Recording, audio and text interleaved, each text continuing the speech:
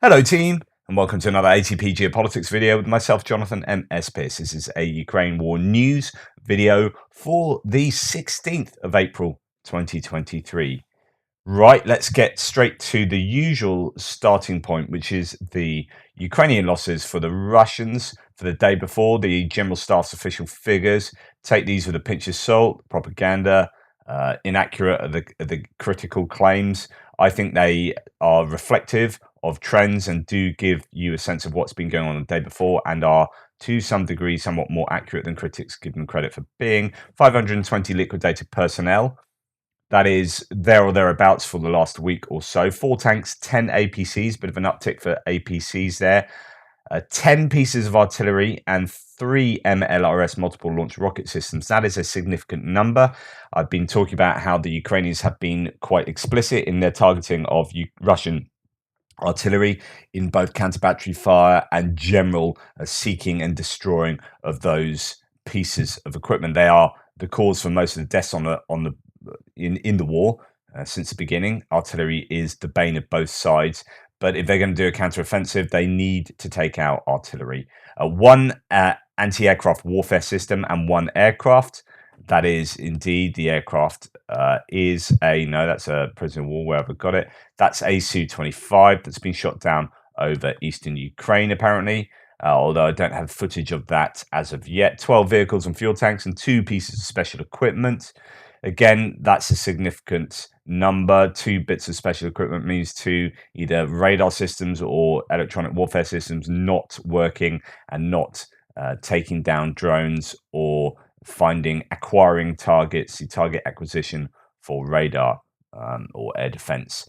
So that is a fairly decent day for some of these bits of equipment, and a fairly average day, all things told, for liquidated personnel. What has been significant over the last day or two are the number of POWs that have been captured.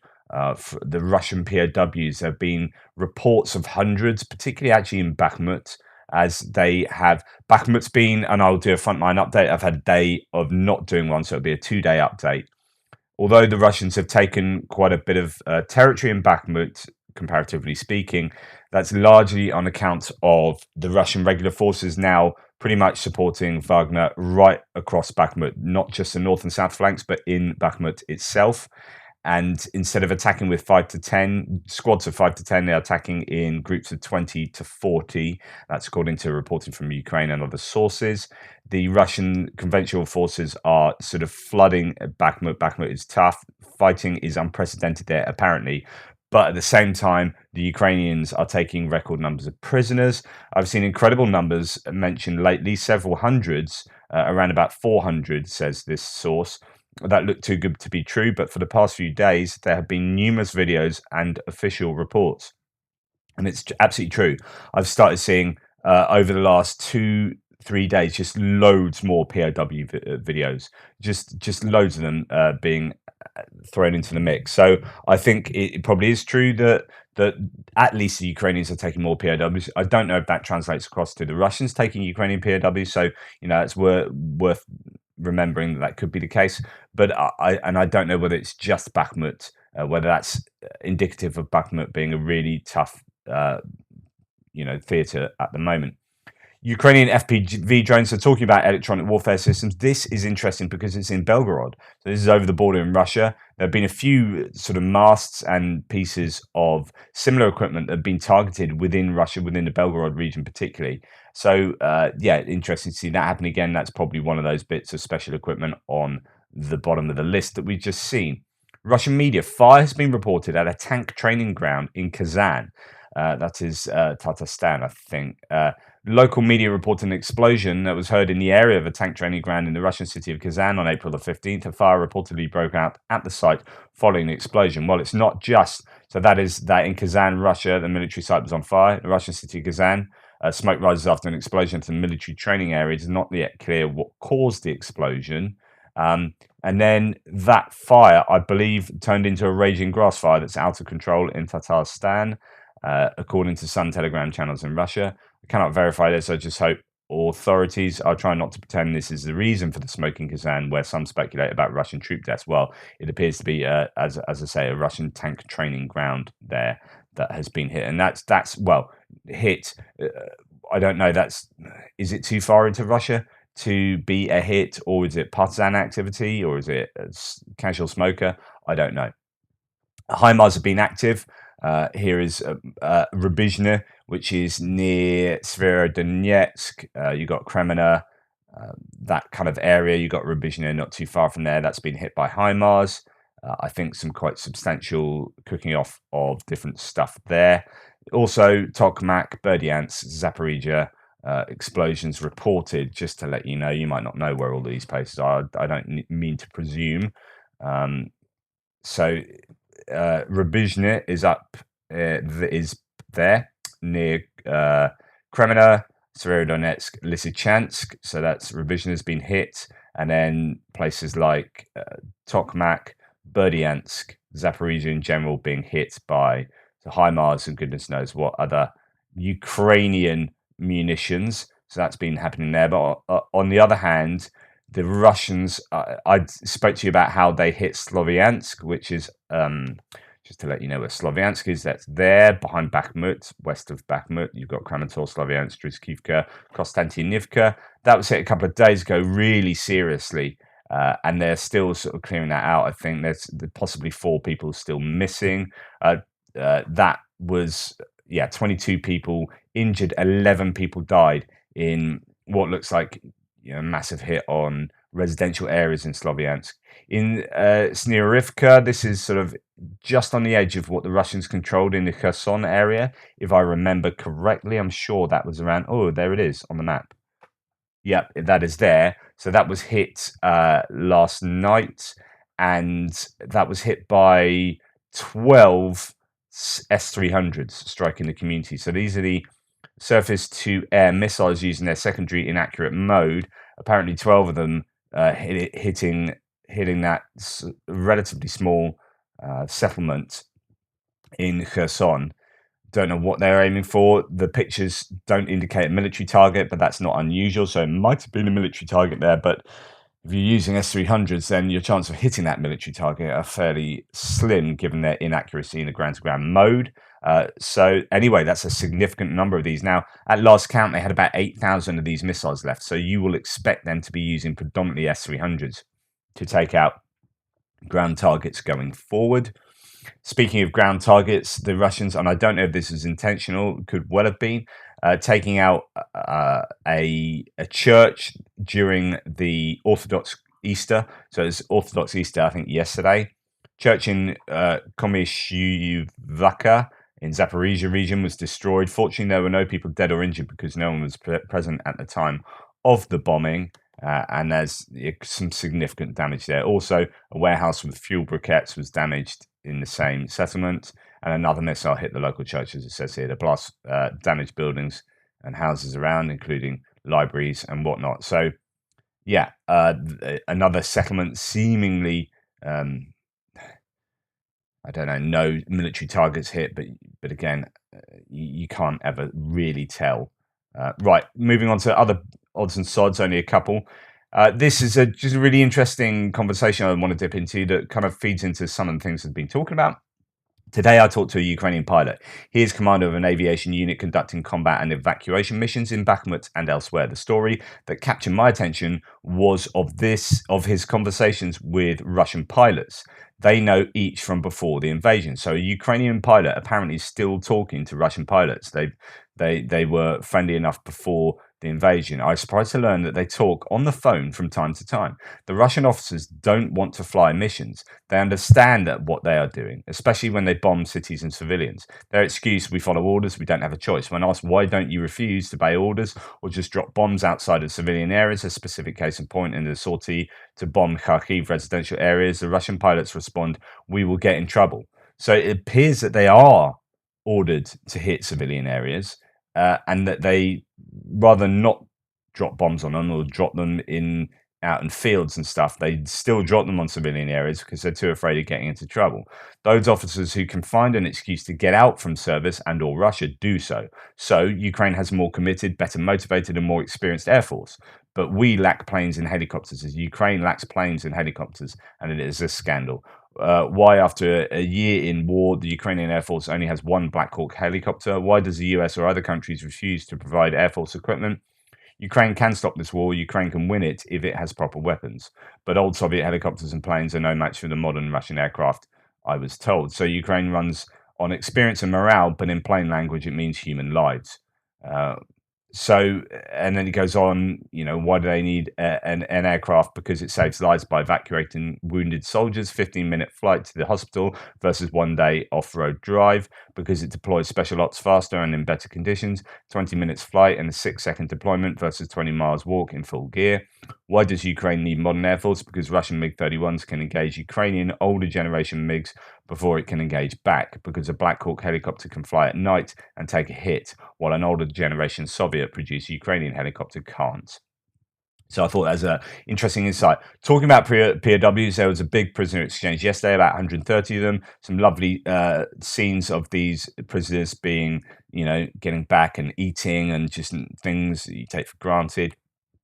But this is, these Ukrainian troops finding their way back to their home country. So that is, or at least not in occupied regions anymore.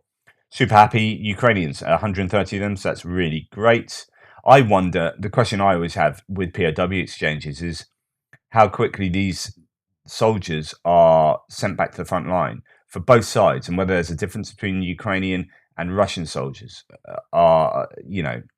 Just I wonder how long it takes to rehabilitate, if not physically, then mentally, from being in that situation for as long as they have been. Right, moving on to military aid and whatnot.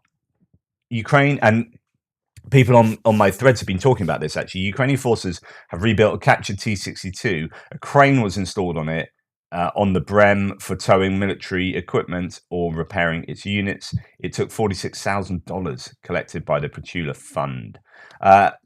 So it's not cheap to do this, but then much cheaper than buying these things from new by quite a big margin. So I was talking about how they need so many AEVs and ARVs, armored engineering vehicles, armored recovery vehicles, so you can help tow damaged tanks and other pieces of equipment away that have been stricken. Super important, but arguably don't have enough of them. I'd be interested to know how many of these old captured T-62s and whatnot they are doing this to. Is obviously a really good use of older, less viable tanks, or tanks where maybe the turret has been damaged, but the hull is still usable and can be adapted. Talking about older tanks, Leopard 1s are also on the way. The first Leopard 1A5 tanks will soon be ready for delivery to Ukraine, said the Ministry of Defense of Denmark. Denmark are providing, through Germany and whatnot, 100 Leopard 1A5s. And indeed, these appear to be nearing readiness for sending to Ukraine. So these are tanks that are equivalent to many of the T family tanks, but are German tanks of that era, and so will be useful for pitting against those tanks. They won't have the capabilities, of course, of things like a Leopard 2, A6 or A4 or whatever, but they are still going to be useful tanks for the Ukrainians to have. It's been interesting because I think there aren't that many people that are trained up on Leopard 1s because they've been out of service for some time. So they've had to get people out of retirement to help train the Ukrainians on these, I believe. Anyway, there's still a useful addition to the Ukrainian fleet. Now, 100, this is where I start, like I've talked to you before about, I'm quite schizophrenic on whether I'm positive about the upcoming counteroffensive or whether I'm overly cautious and a bit pessimistic. I kind of flip from to hey to and then when I see footage like this, I think, the Ukrainians are in a much better place than the Russians. The Russians are absolutely desperate for equipment. Stuff like this is happening quite consistently. So yesterday I showed you that there were some 30 Cobra 2 sort of MRAPs or armored 4x4s that are being sent from Turkey, they weren't really announced. They just suddenly, they're being sent on by train through Romania.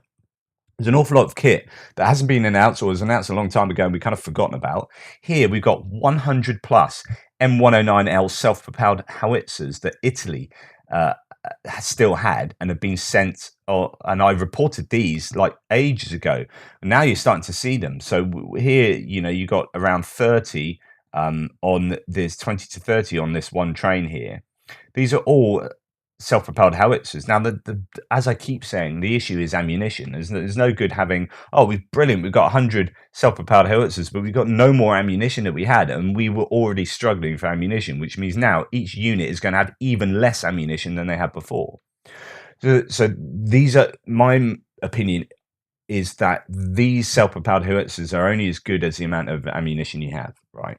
And that sounds pretty obvious, but when you think about the per unit allocation of ammunition, actually providing these is arguably more problematic, or at least it does mean you can have capabilities in different geographic areas than you maybe didn't have before, but they will have fewer shells to use anyway. That side, though, when you're starting to see huge amounts of equipment being sent to Ukraine for the Ukrainians, and you're wondering what the Russians have in answer to this, and the answer is nothing, or they're getting stuff out like T-55s you're starting to see in Zaporizhia, for example, then you can't help but feel positive for the Ukrainians. This is happening quite a lot. And then you start seeing, lines of tanks here. I had no idea where this is, right?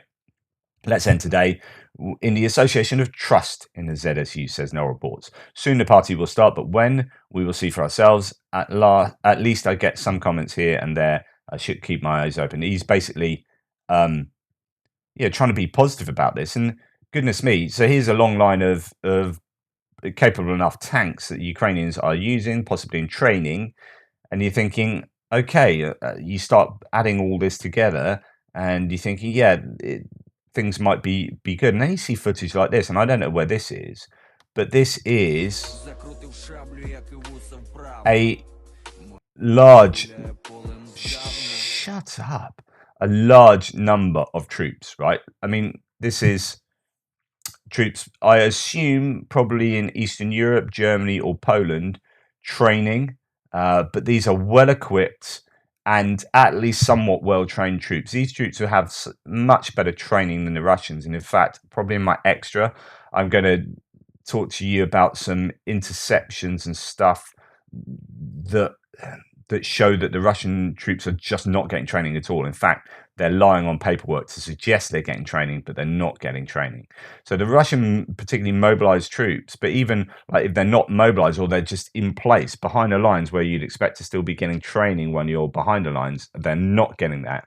And then you're comparing that to the Ukrainian provision, and you're thinking, okay, things could be looking good for this counteroffensive. It's all about how well planned and how well executed it is. Still talk about ATACMS. Morocco getting ATACMS, but the US not, and having some people disagreeing here. Trent Telenko saying this is how the Biden administration destroys American credibility as a Ukrainian ally. But actually, there are counter arguments there. Thomas Tyner says, no, the US isn't giving ATACMS to Morocco. Morocco is buying brand new ATACMS from Lockheed Martin. I talked about this yesterday. Just this conversation is still going on. Just like a half dozen of the other countries, Ukraine could order ATACMS too, but doesn't want to because it would take 1+ year to arrive, and the US won't give any of their ATACMS, so they don't have enough in storage to give to Ukraine until Lockheed begins production of the successor missile PRSM. Ukraine can order and switch production lots with Poland or Romania or Taiwan or Bahrain for a quicker delivery, or Ukraine will have to wait another 2 years for PRSM to start the full-scale production. So a lot of this has to do not necessarily with like Lloyd Austin or Biden himself making decisions, but actually what's going on with Lockheed Martin, what's going on with the strategic stocks of the US, so and whether actually ATACMS. There's part of me that thinks that if ATACMS really were the right missile, and if they really were the obvious one to give to Ukraine, then I think they would have been given. I'm sure there are other reasons. There's some people saying they would be easily shot down by air defense. It's not like HIMARS where you're firing up 6, and they're really difficult to shoot down. These are much bigger, fat old missiles are being sent into the air, and only one is shot from a HIMARS, and then that's much easier to take down. And so, is that a good use of money and resources, or are the HIMARS still the better option, really, or the rockets, the missiles that are being used on the HIMARS at the moment, so on and so forth? I don't know. I'm not really sure on that front. Right. The Russians have changed. I've kept this in the military aid section for the Russians. So military aid would be mobilized troops, right? Here, Radio Free Europe reports, and this is all over the news.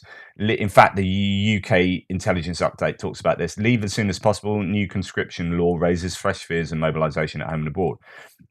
So a new bill has been signed into law by Russian President Putin that allows authorities to issue electronic notices to draftees and reservists, and it's sparking fears of a new wave of mobilization for Moscow's war in Ukraine and prompting fresh conversations among Russians about leaving the country. When the Kremlin announced the partial mobilization of reservists in September as part of a drive to call up some 300,000 new personnel to fight in Ukraine, the decision led to a mass exodus of military-age Russian men and their families.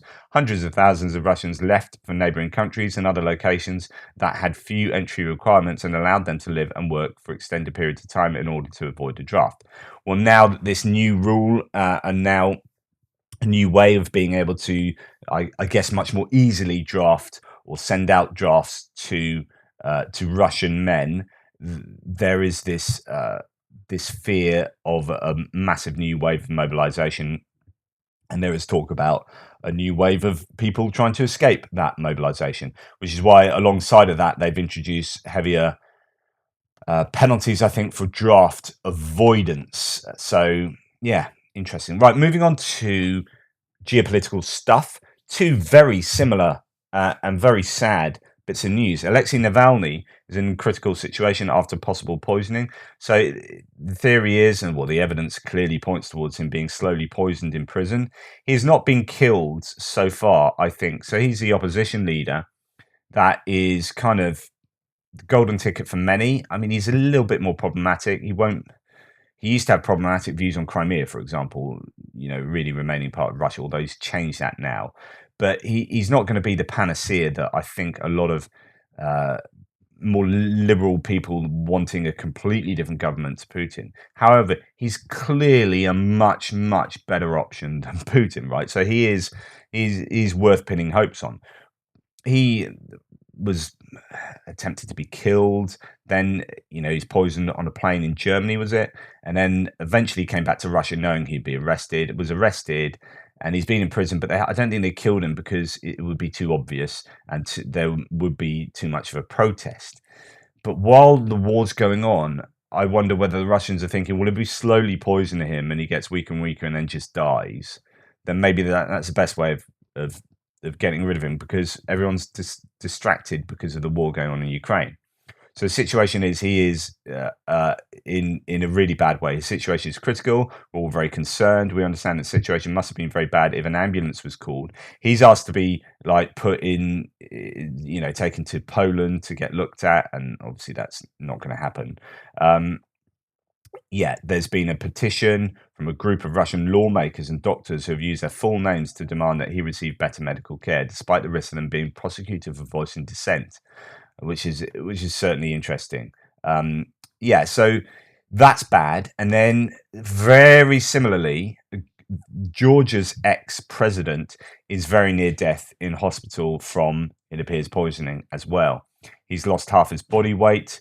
It's now 60 kilograms, and he's very close to complete organ failure and shut down and then death.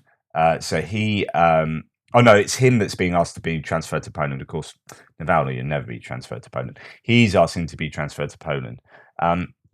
He says it's clear that he'll die in a Georgian hospital. So this approach is very much in the Russian playbook, and it would just be a sad loss if both are killed, obviously. Any human loss is sad. Hungarian government has banned the import of grain from Ukraine. Such a restriction will be valid until June the 30th. reports the press service of the Ministry of Agriculture of Hungary. Well, actually, if you look at the news going on at the moment, just put in Ukraine into Google and look at the news articles. Poland, Hungary, and indeed, I think Slovakia have brought in things against, and I talked about this yesterday, against grain imports. This is partly because uh, after the war started, there were tax breaks given to Ukrainian goods to kind of allow the Ukrainian economy to flourish as much as it could do in really difficult circumstances. But that has meant that actually some goods are cheaper than indigenous goods that will affect things like farmers in those countries. So as beneficial as that was to helping Ukraine, is not beneficial for other people involved in, the free market, so on and so forth. So, or the not so free market, because actually one group of people has lower tax rates than other, so that type of thing. So it's understandable. This isn't one of those things where you should get angry with Poland, Slovakia, Hungary. This is a problem for their own farmers. So you can understand why this happens. But what you really want is this grain to get out to the poorer parts of the globe, where traditionally that grain would have gone, that are now suffering because of the grain blockades and the difficulty with which grain transport is taking place.